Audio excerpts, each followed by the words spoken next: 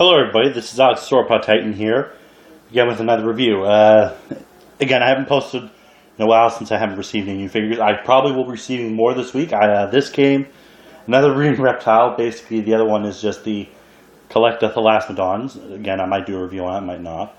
But again, I am getting more figures. And again, today we are doing a review on a figure that I don't think anyone has done a review on. Really hasn't. I'm pretty sure most of you don't know what it is, but it's basically Pliosaurus carpenteri from the Bristol Museum. It's part of their Deadly Doris exhibit, and this is a figure of it. Now, Pliosaurus carpenteri, I don't know what the name means, was a genus of pliosaur that lived in the I think it was mid to late Jurassic, around 150 million years ago.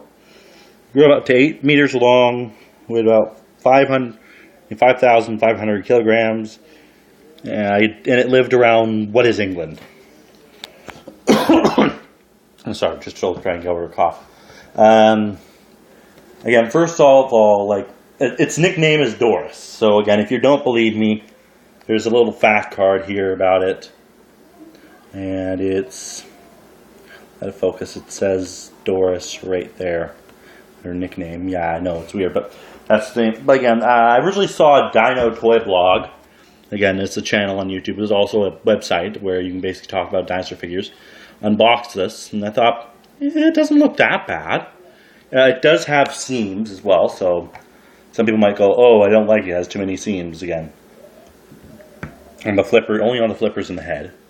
It's really well made. It is hollow, sadly, but again, like, so are the PNSO models, and I like the PNSO models. Again, I'm not saying all hollow figures are bad, but... And let's onto the figure. More onto the figure. Let's take a look at that head sculpt. I think this is probably one of the most accurate of pliosaurs. Again, it's really good. And also, I love the color scheme. It actually reminds me a bit like a common dolphin. Again, it just a bit. If it doesn't, just let me know. Again, you can see the eyes here are a bit cartoon-like. And again, this is made from the Bristol Museum. And again, how I obtained it has international shipping. So again, trying to focus on the goofy-looking eyes. Looks a bit drowsy. The inside of the mouth, the teeth. The teeth here may look a bit bronze. Again, I don't have a problem with it. And then you have the interior of the mouth isn't really painted, but again, I got this figure just because it looked cool. And the other side of the mouth. You can see a lot of musculature detail on the neck, especially around the back and the flippers area. On the flippers, you got the underside, just says Pliosaurus carpenteri, Bristol Museum. I can wait for it to come on focus. Okay, it just says Pliosaurus carpenteri, Bristol Museum, made in China, blah, blah, blah. And if you notice here, one of the flippers looks a bit, like one of the back hind flippers looks a bit different.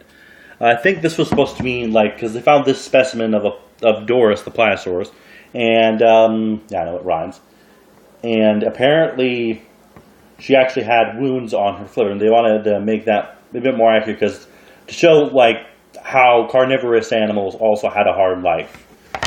And here's a top view of it.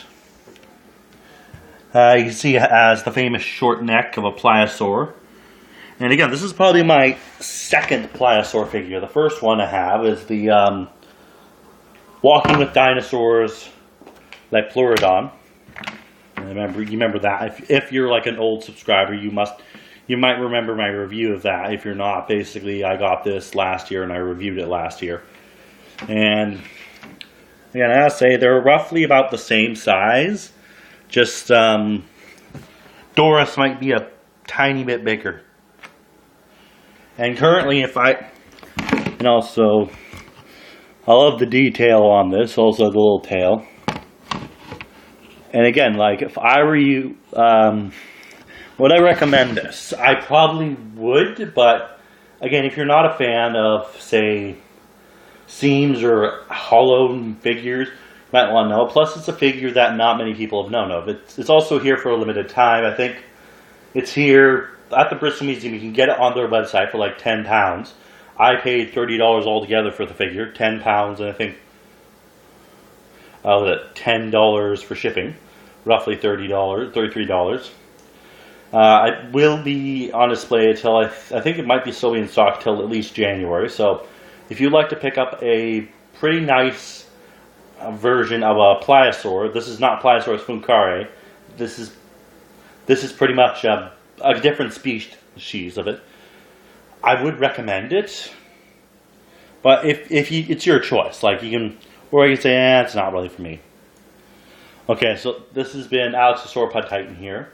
And yes, I know, like, I'm probably getting the Diodon. That should be arriving this week or next week with a couple other figures. And I did hear, and also I know about the Amargasaurus and the Anzu. I do have plans to get those, and when they come into stock on Dean Jenkins. And I hope you look forward to those reviews. And also, I did order the Steps Mammoth from Eophanas. That should be coming soon. Like, at this point, I don't know what else is. Like, figures are starting to come through. Like, this and the Thalassemodon just came last night. I found this in my mailbox last night.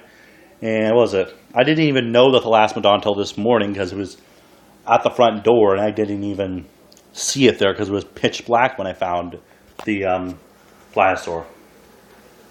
Again, you should look forward to the Steppe Mammoth, the Diodon, and the Amargasaurus and Anzu when it eventually comes on there, plus a few more figures, and the rest of everything when it eventually comes. So look forward to that, and now we'll see you guys in the next video.